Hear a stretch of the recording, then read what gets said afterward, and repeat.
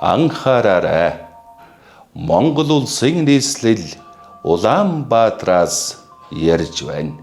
Улаанбаатарт 18 цаг. Монголын өглөө Монголын радиоор хэлдэг. Гоё. Өглөө бидний дуу хоолой явна. Араас нь төрийн дуул ихшгэлэн сайн нэвтрүүлэгч болох юм байна шүү дээ. Чамаа ерөөсөө аав ээж чинь сайн тод уншилгсэн байж шүү дээ. Хамгийн бага цалин бид нар авдаг. Хүмүүс ойлгохдоо хамгийн өндөр цалинтай хүмүүс гэж боддог.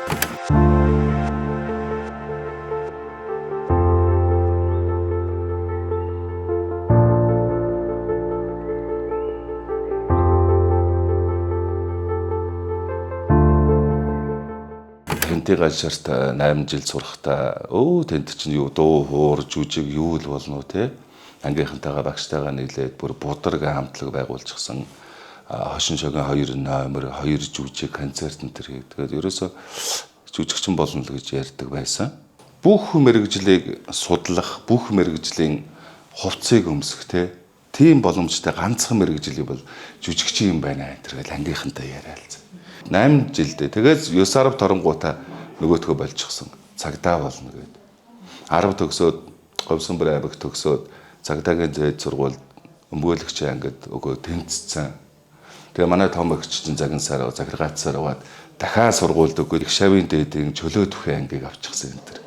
2 сургууль тэнцсэн. Маань минийгөө цагдаагаар яах юм бэ гэд. Тэг би ер нь одоо аав ямар ч үед надад тийм хориг юм тавьж байгаагүй. Балай, эрхийн балай өссөн. 3 ах, 3 эгч, ээж аав гэд 8 хүн дээр хэлж өссөн. Хизээж аав дэмий гэж үг би сонсоогүй. Тэгээд л аав хэлэнгүүтэл тэгээд болчихсон би. Магадгүй би ганцхан удаа надаа дэмий гэсэн үг хэлсэн. Ганцхан удаа үгэнд нь орсон байхгүй би. Амьдралын туршиж шүүсэн. Тэгээд их шавын дээд аваад тэгээ Улаанбаатарт ирсэн. Тэгээ 2 хоног хичээлд нь очт юм аа. Тэгсэн чинь 60 хэдэн банжтай 4 охинтой. Нэг охиных нь ард суусан чинь самбар дээр бичсэн юм харагддгүй бүр. Тэгээ эгчтэй очиж за ястаа бүтэхгүй би эндээс гарлаа гэлсэн. Нэг охиных нь ард суусан самбар дээр юм харагдахгүй. Тэр ер нь намайг авч идэж алнаа. Энэ ёстой бүтэхгүй сургууль байна. Тэгээ яваагүй. Тэгээ 9 сар гарцсан цагдаагийн дээд ч байхгүй, их шавийн дээд ч байх сургууль. Тэгээ баахан ингээд 30-ын чиргүүл твш дүүрэн хон юм ачаад ирсэн. Төлбөр нь явж байгаа. Төлбөр нь майлаад идэг. Би сургууль. Хоёрыг хайчихсан. Өөр огт хайчихсан. Тэгээ яах юм гэсэн урлагийн сургуультай л ормоор. Урлаг утга зохиолын Берстэй сургууль нэмэлт хэлцэд авч байна. Тэгээ эгчиг дагуулаад утсан. Тэгээд Ванчин сүрэнгээ наран хамгаалангаа баг шалгаж байсан. Тэр шалгаа тэгээд за болох юм байна гэх. Тэгээ орчих жүжигчнээ ингээд.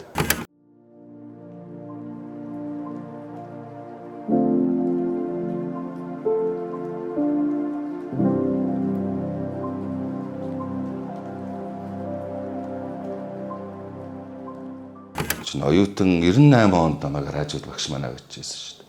Би чинь тайд дэлгэцсэн мундаг жүжигчин болно гэдэг багш радиод аваачаад намайг чи энэ нэвтрүүлэгч хөтлөгч уран уншигчийн чиглэл чамд илүү зохино гэдэг.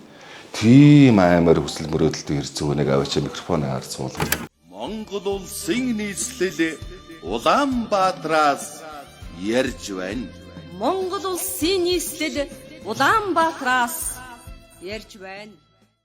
Радио нэвтрүүлэг гэдэг энэ чин зураг багш ордог. Дээд сургуульд.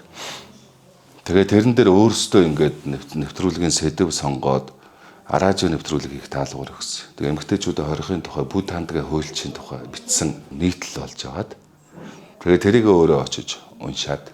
Тэр миний одоо анхны радиод уншиж байгаа юм байхгүй микрофоны хард. Амар ихтгэлтэй байсан. Би хайлган цайлган бүүвэтэй ийм сайхан ээжүүд эхчүүд минь ийм торны цаан суух чигээжтэй тэр хэлсэн. Тэгэл амар уншиж гарч ирэл. За найруулагчаа та одоо Эрдэнэтийн дуулсан очлонгийн сайхан хүүхнүүдийг энэ нэвтрүүлгийн ард залгаад тэгээ надад кассетэнд дуулж өгнө. Тэгсэн чинь ингээ цагаан найруулагч дуурдаг. Миний хүү юу л уншиж байгаа та. Ана хаа болохгүй нөөс яах вэ? Танай оюутны хэмжээнд болох юм аа. Тэгээд яралтай даруй ирж дахиж нэг юм уншаарай гэдэг. Тэгээ яваад нөгөө нэвтрүүлэгч бүр онц авсан би. Тэгээ дахиад очоод жамуухан хөөцөл өгүүлэг уншдаг юм аа. Нөгөө радио дээр. За тэгэл тэрэнд тест үнэхээр үгээ хэлсэн те. Яг нөгөө найруулагчсан зогсоогоо үгүй чи тайзны уншилт хийгээд. Жамуух Тэмүүжин хоёрын хоолой салгаал уушгаар болохгүй байна. Чи яг жүжиг шиг яваад байна. Хашгираад байна. Энд чинь өөр урлаг гэл. За тэнд өстө би үнэхээр бууж гисэн. Би дахиж хизээж хараач үтерхгүй. Энэ бол шал өөр урлаг юм байна. Тэрс үнэхээр хүнд байсан. Тэгээд хүн тэцүүгийн хүн үзэж хардггүйгийн зөвхөн дуу хоолойгоор 3-4 дүр гаргаж хүний хэлгийг автал инээлгэж үсгийн босдол айлгана гэдэг ямар хүн тэцүү урлаг болохыг эрт мэдсэн байхгүй. Ган төмрөөс эхлээл Чулуунбад гавьяатаас эхлээл дойрд сүрэн 10 амар хүмүүс энэ тентгүй ингээ студиуд дугараалдаг гэл. Би энэ төр улстай цаашаа юм бэ гэлдэг. Би зугатаажсэн шүү дээ. Өглөө болгоны энэ мэндчлэгийг Монголын радио 40 жилийн тэртгээс ард түмний хандан дэвшүүлж байна. Радио ургийн нэвтрүүлгийн жирийн өдрийн ажил эхэллээ. Сургуулаа төгсөөд Хүүхэлдэйн театрт ангаараа баавгийн лавсрангуудаар жүжигчин болдог байхгүй. Тэгээ Хүүхэлдэйн театрт чин бараг жил гараг болсон шүү дээ бид нараа.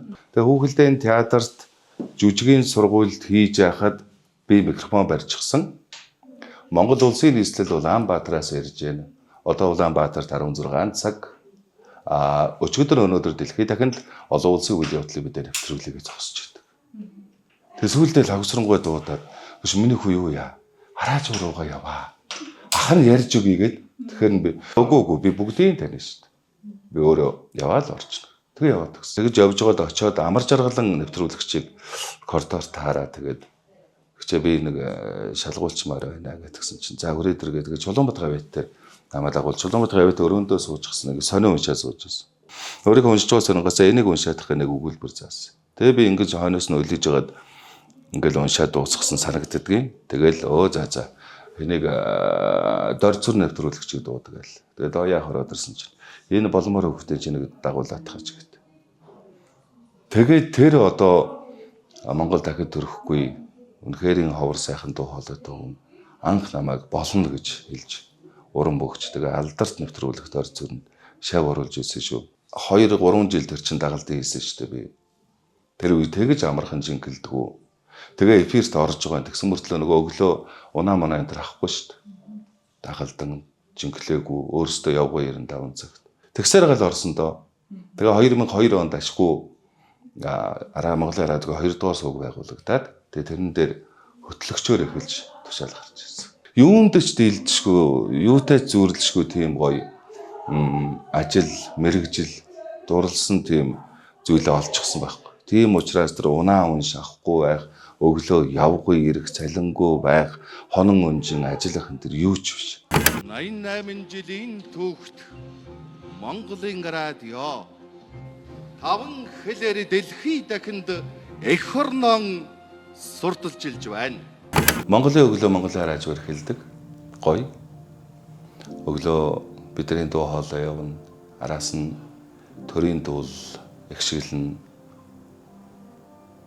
4 өнгөрөөж босоод тэгэл 5 өнгөрөөг ажил дээр ирчихнэ. Хоолой амаа бэлдэн, микрофон юмаа шалгана. Техникчтэйгээ ярилцсан. Тэгэл дуурч эхлэндээ эрхэм хүндэт сонсогчдоо та бүхний амар амгалан айлтгая. Сонсогч танд шинэ өдрийн цог жавхлан бэлэгдэн үйл бүтэж өлзий буян оршихын ёроол дэвшүүлэн Монголын радио өнөөдрийн хөтөлбөрөөр эхэлж байна. Гэхдээ эрэгтэй эмэгтэй ингээд дөрвөн мөр юм хэлдэг байхгүй юу? Тэгээ тэрийг ч хэлж чад. Жингэлчээд байдаг цалин автсан том. Тэгсэн нэг эхэл хийжсэн бямцх нэвтрүүлэгч маань орж ирээд заахантай гарч яах нь хийж сонс гэдэг. Тэгээд дараа нь отхон багштай 15 хоног хичээлсэн шүү дээ би. 2 хөмөр хэл сурах гэж. Өглөөнөөс орой болтол. Ингэж ээж эхэл хийлгээ сурахсан. Эхлэл гэдэг бол мэдээж Монголын өглөөг сэрээж, Монголын радиог эхлүүлж гүн хүндэтгэл. Тэгэхээр тэрийг ямар өнгөйсаар, ямар намбаар, ямар сүрлэг хэлэх үү? Зөвхөн эхлэл дээр ихэд нэг би бүтэн жил зарцуулсан шүү. 2 хөвгөлбөр дээр.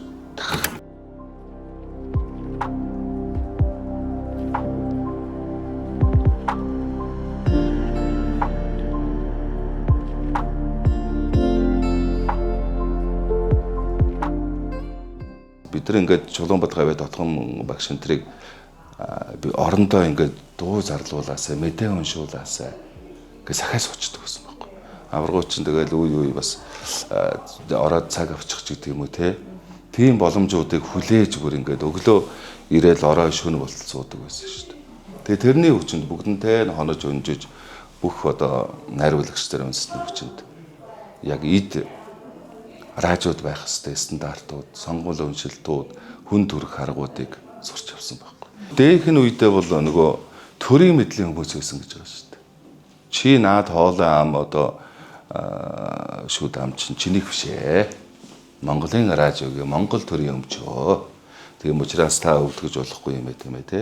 Тэр чинь нэрэл хариуцлагатай байхгүй. Ууж идэхээсээ өлсөд цанхаасаа даарах халууцгаасаа эхлээл бүгд хариуцлагатай байх хэвээр. Тэгэхээр төрийн наадам гэхэд би сүүлийн 10 жил 12 дахь өдөр дуурч шүү дээ. Морь бүх сур шагаа тэгэл нөгөө ерөнхийлөгчийн цолны зарилгууд унаач 30 хэвдэг хүүхдэд ерөнхийлөгч бэлэг өгтөл бүх овог нар насыг хэлдэг. Төрийн 3 өндөрлөг ирж байна гэж хэл, суудлаа эзэлж байна гэж хэл гээл тэр чинь цэнгэлдэх даяар дуурч байна. Дээр нь бүх одоо тэр дамжуулж байгаа Монголын радио болон бүх телевизүүд ганцхан миний дууг авчих шүү дээ. 11-нд очиод 12 нь шөнө наадам хизээл дуусна уу те. Төгсгөл цагаан суул буцаага залхад л бид нар одоо уншаал тэгээд дуусгадаг. Тэгээд хамгийн түрүүнд одоо ерөнхийлөгчтэй бид нар уулздаг. Төрөө үзүүлсэн бөхчүүдтэй бид нар хамгийн түрүүнд уулзж байгаа. Тэгэхээр сайхан. Эрхэм хүндэт наадамчдаа Монгол улсын дархан аваргуудад хүндэт хэл үзүүлээ. Дархны явна Монгол улсын чадар сайн үндэсний их баярын наадмыг зохион байгуулах орны дарга сайн буянгийн амар сайхан нийслэлийн засаг дарга бөгөөд Улаанбаатар хотын захирагч үндэсний их баярын наадмыг зохион байгуулах орны дэд дарга Хичгээгийн Нямбаатар. Төрийн дуу бол шүү дээ. Тэгэлгүй. Цалин гэдэг бол. Одоо нөгөө кинон дээр гардаг шиг хүн тэлгэд ичмээр дамжиг л да. Хамгийн бага цалин бид нар авдаг. Хүмүүс ойлгохдоо хамгийн өндөр цалинтай хүмүүс гэж боддог. Манай ангийнхын энэ төр уулзалт болно. Аюугаа хөндлөө штэ. Тэгээ сүулдэ өөрхий мэддэг болцоо. Нөгөө анги маг нийлээд мөнгө төгөд татсан штэ. Бити тодоос аваарай наа чи өөрхий бидний төлөө гэж тэрийг аюугаа хэлнэ. Монголын бүх ард түмний төлөө. Энэ хүн ингэж одоо ярьж соён гэгэрүүлж те дуу хоолойгоо өргөж одоо бидний өсөд төрсөн нутгийг хүртэл одоо ингэж анги хамт олно ингэж гоё өндөр төргөж яваа. Цалин багтай нэвтрүүлэгч учраас татвараас таныг чөлөөлөө. Яг ичээд байдаг юм аа тэгээ аяас. Би бол жишээ нь цалингийн хэрүүл хийдгүү нэвтрүүлэгч байхгүй. Тэг яагаад гэвэл нөгөө яг Монголын радиогоо сургасан тэр авиасаар явж байна. Цалингаас гадна одоо бас хүн амтан юм уншуулна, хөтлүүлнэ. Энд чинь нөгөө радионы зааж сургасан юм байхгүй. Тийм учраас залбирчил явна өгөхөөс бага цалинтай. Тэгээд энэ бага цалин ийм одоо сонсогдолд хүндлэлгүй болсон энэ цаг үед 95 жилийн түүхтэй радиог үргэлжлүүлэх гээд тэр өвтэгч өвлөн уламжлаад одоо хүртэл зүтгэж байгаа Монголын радиогийн бүх ажилчдад би бол өстой хайртай байдаг. Хэн ч гараад өөр ямар ч том цалин амлаж байгаа. Бүгдэд нь тэгэхэд үгүй энд байна. Тэр чинь энэ байгууллагын төлөө унтрааж болохгүй гал байхгүй. Тасалж болохгүй. Нурамлаад чамаагүй байж.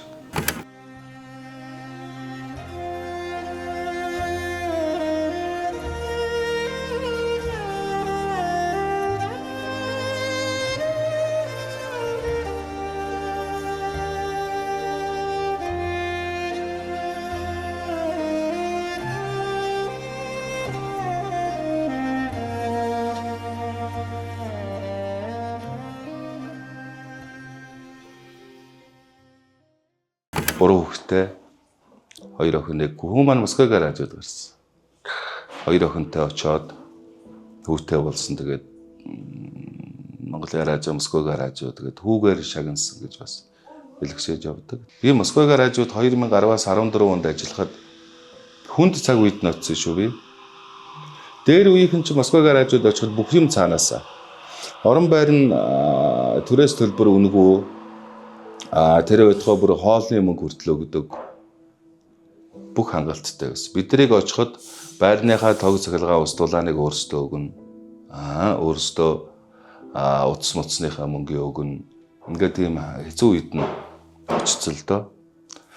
Тэгээ ухарч нэцэлтэй биш. Тэгээд яхад хүү төрж гисэн. Монголоос мах татаж, Монголоос мөнгө татаж, Москвагийн 4 жилийг өнгөрөөсөн. Энэ бол одоо эх орныхоо төлөө байхгүй. Энэ баг цалингийн хажуугаар гэр бүл үр хүүхдүүд ойлгох. Тэр нь ах дүүсийн дэмжлэг их хэрэгтэй. Ээж аав маань зарлан тунхаглаад энэ хүүхэд хажууд л байх ёстой шүү гэд хэлж гисэн учраас ах эгч амар дэмждэг. Ээж маань ажиллаа сайн хийдэг гэсэн. Бүх асуудлыг чинь та одоо идэж хоол те бүх нөхцлөөр хангасан. Яг энэ радиогийн сая сонсогчид намайг маш гоё хүлээж авч юм уншуулж урам хайрладаг шиг ах дүүс аав ээж тэгэд дэмжсэн учраас одоо ч би юу хэрэгтэйг хэлждэг. Нэг байр захиалсан чи харин урьдчилгаа 20-30 сая энэ гэж хэлээ гэл хайчдаг байхгүй юу. Тэнгүүтлэг хийцэн байдаг хөрхөн. Тэгээ тийм дэмжлэгтэй учраас би ингэж ажиллаад байна.